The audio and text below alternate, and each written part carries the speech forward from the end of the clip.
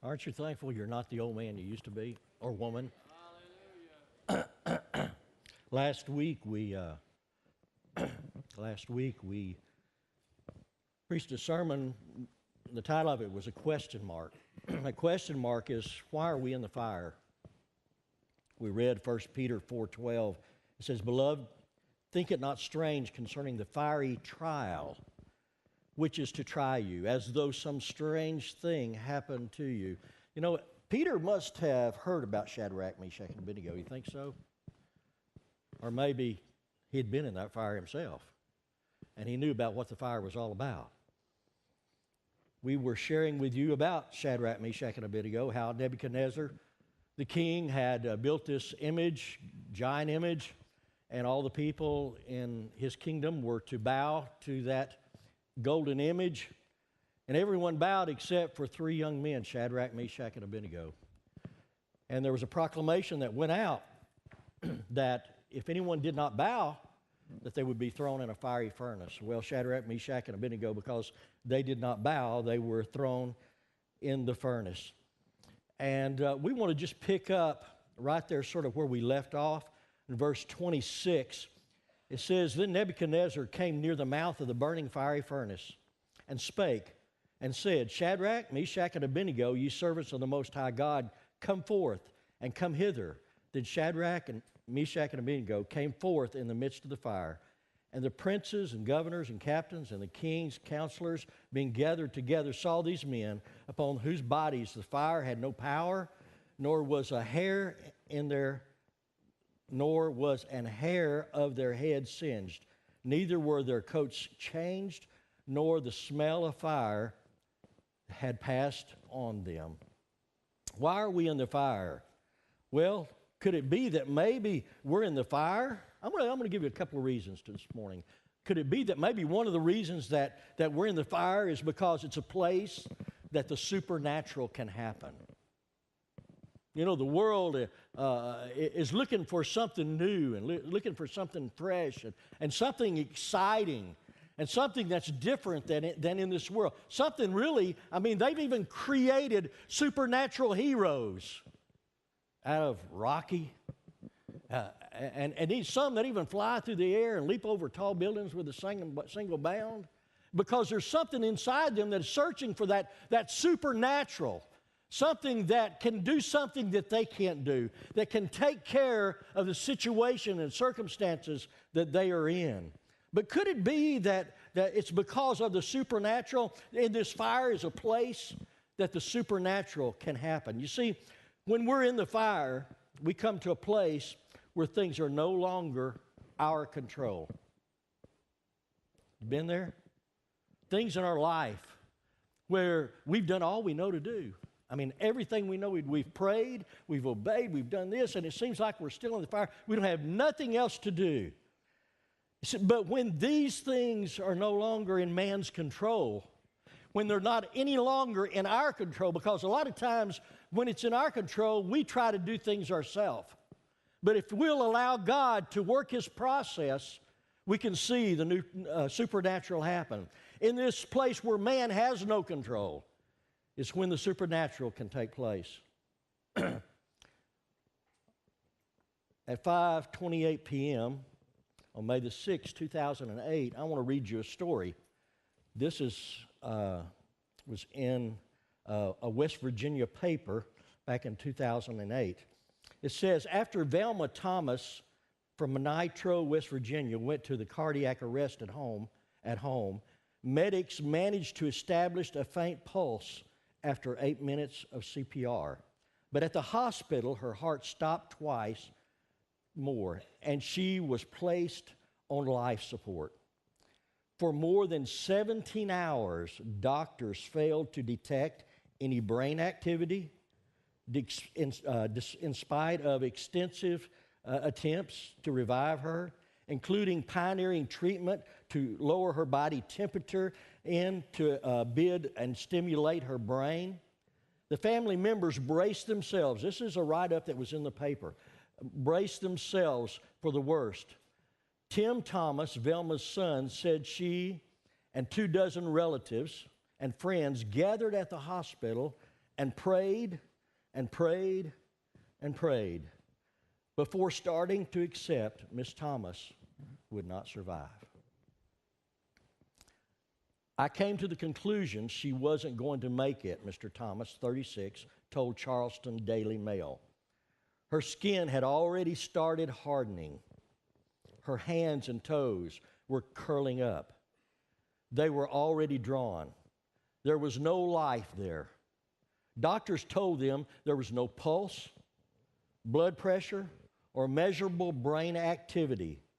There were really no signs she had neurological functions, Kevin Ingleston, an internal medicine specialist, told ABC News. The family decided to turn off life support and say their goodbyes. This lady that we're talking about here is actually a lady. How many of you know Pastor James Wright? He was pastor of Church Maranatha Fellowship, took part in the Maranatha Fellowship. She was involved in the Maranatha Fellowship, and her son and some of her family. As a matter of fact, that one of the associate pastors was right there at that time. I saw a picture and recognized that Terry Hogue was right there with the son as the son was talking. And while this took place, it says, but as they began making funeral arrangements, they'd already left, we're at the funeral home, Mr. Thomas was contacted by the hospital and told that soon after being taken off life support, his mother had come back to life. Miss Thomas had begun moving her limbs when suddenly her heart restarted, a nurse said. By the time Mr. Thomas got back to the hospital, she had already asked, "Where's my son?" He told the Charleston Mail, a shocked Dr. Ingleston told the paper the chances of surviving 3 such long periods without a heart rate was less than 10%. It's a miracle. The odds were certainly against her, he says. How do you explain something like that? 17 minutes? 17 minutes. Try to stop breathing for 17 minutes. Try to stop your heart for 17 minutes. The brain was no movement in the brain that it was functioning in any way. How can that happen? Well, maybe I can read you a scripture this morning that'll help us. And when I start, you'll say, oh, I remember that scripture. Luke 18:27, it says, but he said, the things which are impossible with men are what? Possible with God. You see, at the request for his intervention, as we request for his intervention, according to his will, he can supply or alter nature itself to take the impossible and make it possible. God has done things throughout history that man has tried to figure out. He's tried to explain, and they can't do it. Like making the sun stand still so that Joshua will allow Joshua to be able to battle against the Amorites and win. Think of that now. How are they going to figure that out? Think of what happens when that rotation stops. Just process that. Or when he rolled back the waters, when the Israelites had walked across on what? Dry land? Can't explain it. God's done things. Well, what about the big one? For years, you know what they've been trying to do? They've been trying to figure out how the impossibility, or trying to press the impossibility of a woman having a child and being a virgin. They still haven't figured that one out. You know what? They're not going to unless they get in the Bible. That's where they're going to be able to see. You know, if you're in the fire this morning and you're no longer in control of your situation and you have nothing to hang on to, have you ever just felt you're just like, I have nothing to hold on to? And then when you let go, you really don't see any place to land after you let go. Remember this. You're in a perfect place to see the supernatural happen in your life and in your situation. You see, what the enemy tries to do is he tries to paint a hopeless case. He tries to put the negative on us.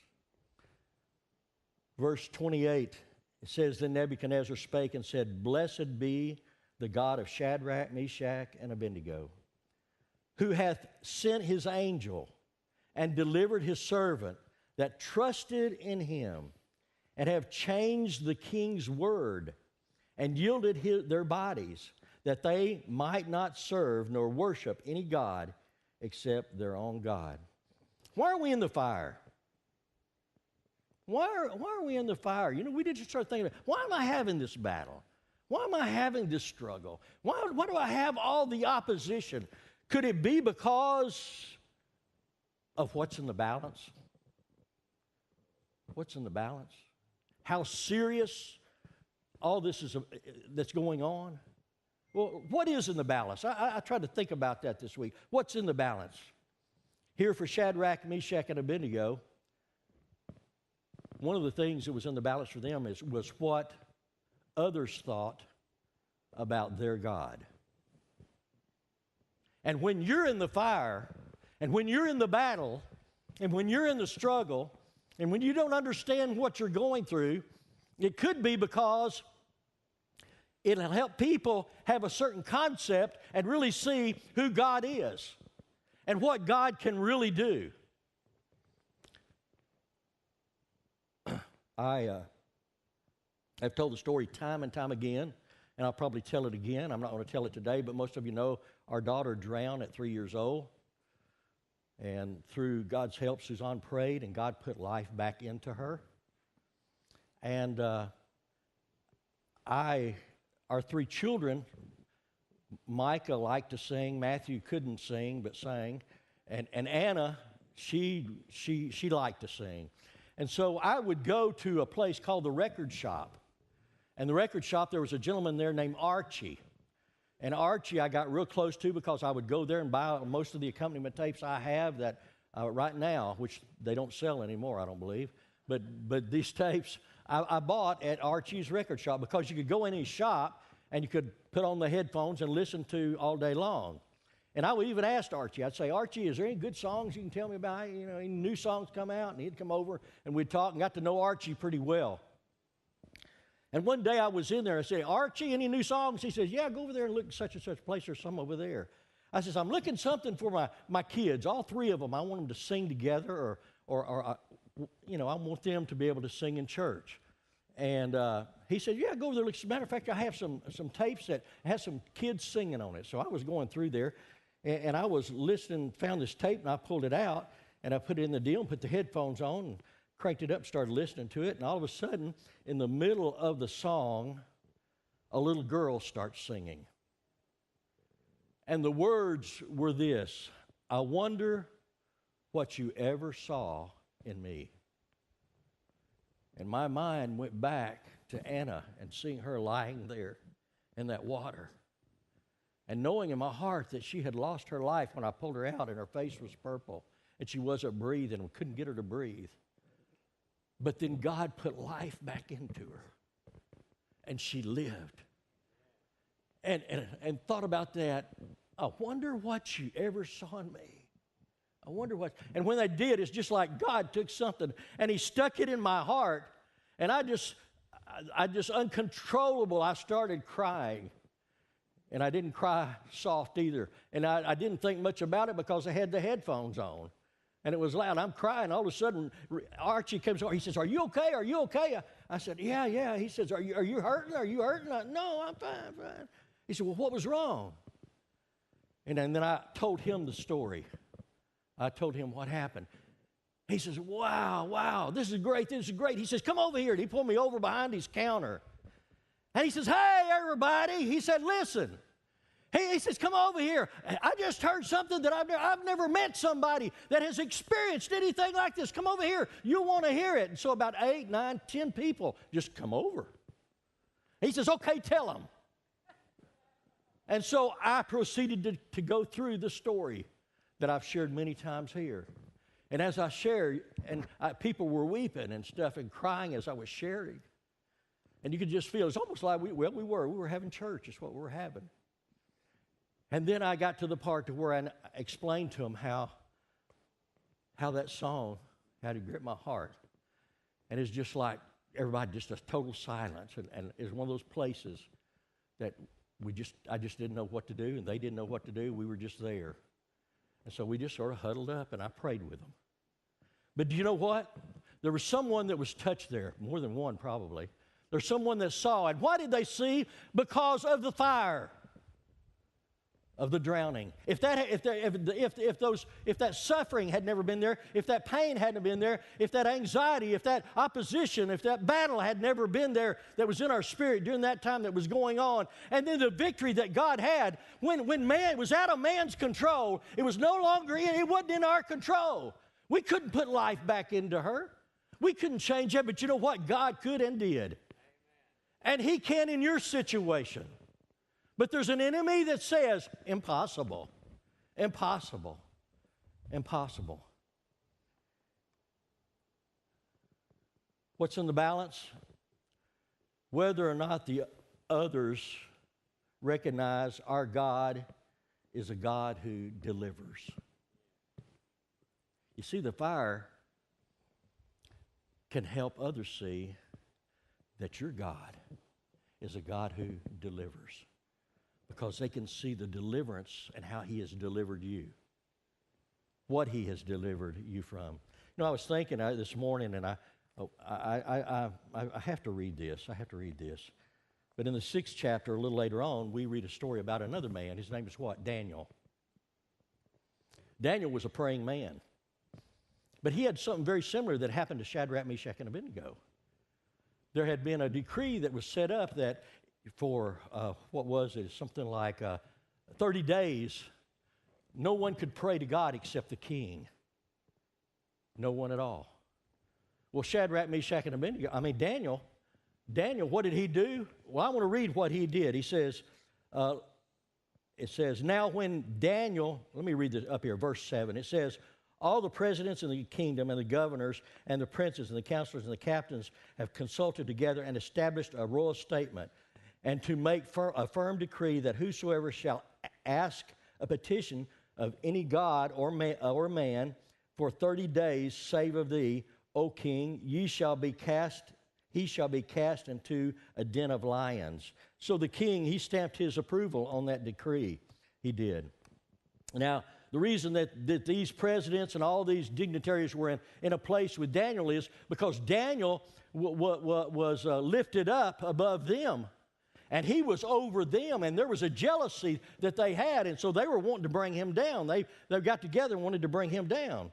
But here's what Daniel did when he heard this decree.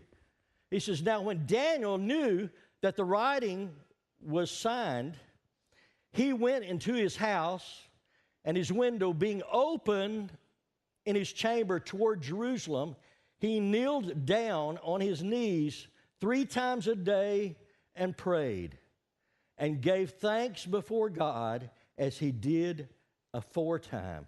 In other words, nothing changed in his life.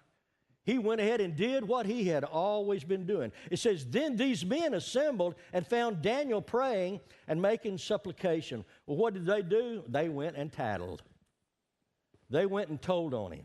And of course, the king, he had to follow through with what he had stamped. So it says in verse 16, it says, then the king commanded that they brought Daniel and cast him into the den of lions. Now the king spake and said unto Daniel, thy God whom thou servest continually, he will deliver thee. Now wait a minute. What's taking place here? You got a king who stamped a decree,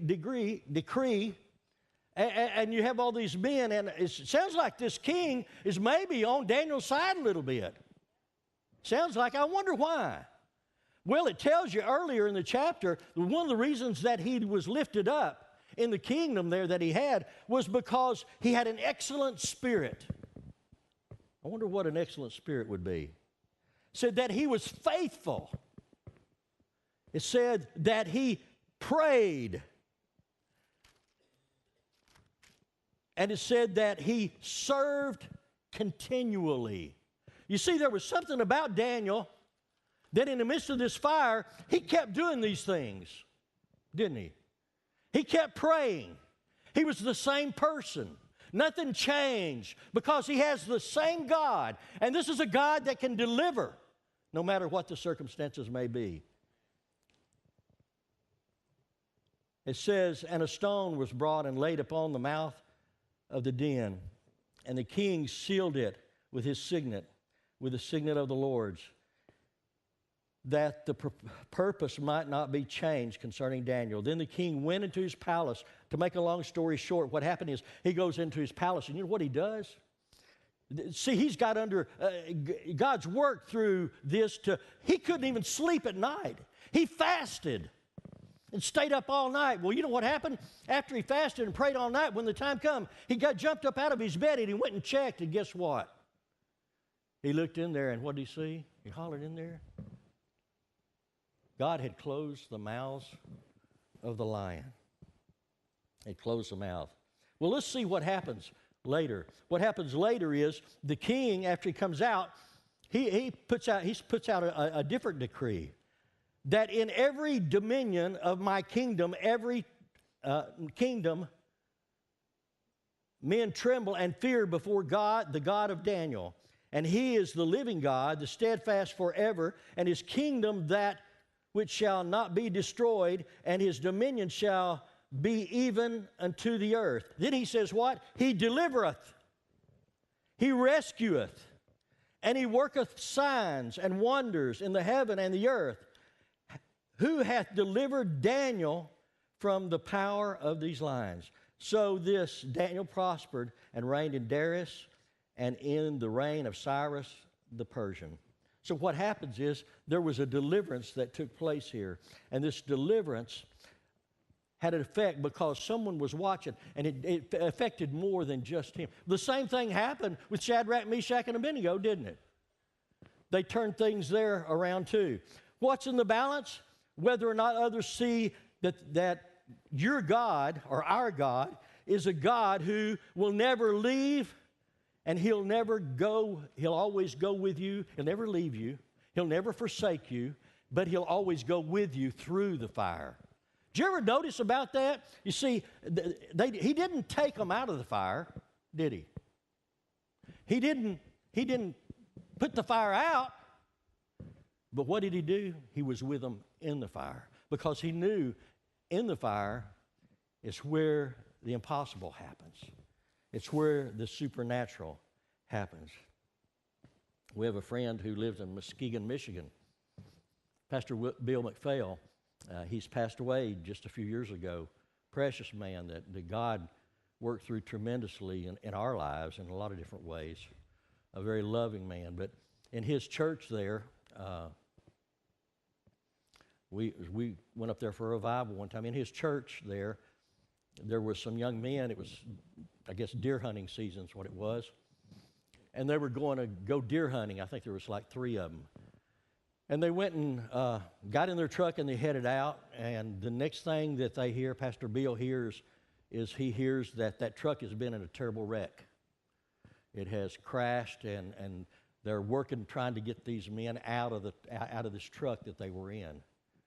And it just so happened, as the story goes, that there was a man behind them in another truck when this truck crashed. And he saw what was going on and explained to everybody. They went off. And so he's watching in there. And he's intense because he saw the wreck and what was going on and how bad a wreck it was. And they got the jaws of life and started prying out. And they brought one man out. And then they brought the second man out. And then they brought the third man out. And the man just stood there for a while. And all of a sudden he took off running. And he ran over and he looked in the ditch and he looked in the bushes and he looked around and it's like he was in a panic, like he had lost something or something. And then he ran over and he asked the young man, he says, "Where's the other guy? Did you get him out? Did you get him out?" I said, "No, there was only 3 of us." He says, "No, there wasn't. I saw a 4th man. I know I saw a 4th man. I saw right before he went out, there was another man in the back seat back there." How do you explain that? How do you explain that? Deuteronomy 31:6 says, "Be strong and of good courage, fear not, nor be afraid of them. For the Lord thy God, He it is that doeth good with thee. He will not fail thee, nor forsake thee. Psalms 23, yea, though I walk through the valley of the shadow of death, I will fear no evil, for thou art with me. What's in the balance? That they might see that He is a God that you can trust, and He's a God that never fails. He never fails. You've heard me talk about the prayer trail we had around our property. And I would walk and pray, and a lot of times I would go out there, and it would just be times when I just wanted to be with God. But a lot of times it was when I was in desperation and I was in the fire. And I in particular remember one time that it was an emotional battle, and I was even wondering at the time if I was getting ready to have a nervous breakdown. That's just where I was at. And I was walking through the woods, and when we were in school in Houston, there was a young man whose name was Lawrence Tuning. You've heard me tell about him. He's the one that wrote The Anchor Holds. He sang a song, and it wasn't a song that he wrote, but it's a song that stuck in my mind, and I learned that song, and we learned that song and used to sing it. And I started singing that song. And as I sang that song, I started getting encouragement. And this morning, what I want you to do, will you help me sing it? Will you help me sing it? Can you give us some type of rhythm there? See if what we can do here. Put the words up, maybe.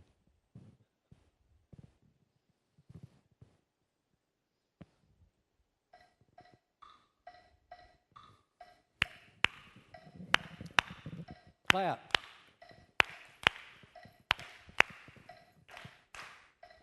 When I get discouraged, when I get depressed, the Lord God Almighty has never failed me yet. When storm clouds assail me and others may fail me, for God never fails. God never fails. God never fails. He abides with me. He gives me victory. God never fails. Just keep the faith and never cease to pray. Just walk upright morning, noonday, and night. He'll be there, He'll be there. There's no need to worry, for God never fails. Sing it with me. God never fails. God never fails. He abides with me. He gives me victory. God never fails. Just keep the faith and never cease to pray. Just walk upright morning, noonday, and night. He'll be there, He'll be there. There's no need to worry, for God never fails. I love my Jesus because He first loved me. And one day on Calvary, He died to set me free. He is my Savior, I'll praise Him forever, for God never fails. God never fails. God never fails. He abides with me. He gives me victory. God never fails. Just keep the faith and never cease to pray. Just walk upright morning, noonday, and night. He'll be there, He'll be there. There's no need to worry, for God never fails. He doesn't. We may not have had an orchestra. It may not have been a big thing, but I want to tell you what is the big thing? God never fails. I hope you at least got that part. He never fails. He never fails. No matter where you are, whatever it looks like, it's not going to be failure if you're trying to walk with Him, if you're trying to obey Him, if you're trying to live for Him and with Him. So be encouraged. Be encouraged. Well, let's see something here. Let's read verse 29. It says, therefore, I make a decree. And it goes all the way through. It says, because there is no other God that can deliver after this sort. That's exactly the same thing, just about that what Darius said about Daniel, wasn't it? Shadrach, Meshach, and Abednego, they didn't bow. They allowed God to do His thing in the fire. And that's what we have to do. We have to allow, when we're going through those things, is to allow God to do with us, so that as others look at us in the fire, they can see the Jesus that's in us. They can see God giving us that strength. They can see God giving us that faith. They can see us standing in spite of sometimes when we don't feel like standing. You know, sports athletes, what stirs people so much is when it's like they can't stand. Well, like they can't make it, but what do? They press, and then they give them applause, yay, and they cheer them. Yesterday, watching the part of the LSU football game, at the end, the running back, Fournette, they're about to wear the pudding out of that guy. I mean, he runs and hits walls and knocks around and he gets back up, and people are all stirred up about him. You know why? Because he's hanging in there. He's making a stand. He doesn't give up when the going gets hard. You know, it's a place where people recognize that the gods they serve are powerless. That's what happened to both these kings. They recognize that God there. And we also, as God works through us. You know, this morning, what I'm going to ask you to do, I'd like for us to just stand right now. If there's anyone here, we sing a song, I pledge allegiance to the Lamb. Is there anyone here this morning? I'm going to ask that if you would, if it's on your heart, I want you to make that pledge of allegiance to Him. Make that pledge of allegiance to Him. You know, sometimes when we're in the fire, our desire is to be out of the fire, and we don't want to be there. But I want to give you another reason why Shadrach, Meshach, and Abednego, another reason why Daniel was where he was. They were in the fire. They were in the lion's den because, you know what? They chose to be. They chose to be. This morning, as we make a pledge, you know what you're choosing to do? You're choosing, if it's God's will, to be in that fire. You're choosing to be in that lion's den. You're choosing to go up against the opposition that the world is going to put on you. Just like the song that Don sang. I pledge allegiance to the Lamb. We're talking about it. There's going to come a time maybe where that we may be faced with that, or our children may be faced with that. And when that time comes, I pray that we're bold enough and we're strong enough, or our children are, and we put enough in their hearts that they'll make that stand. Whether it's with life or whether it's in death.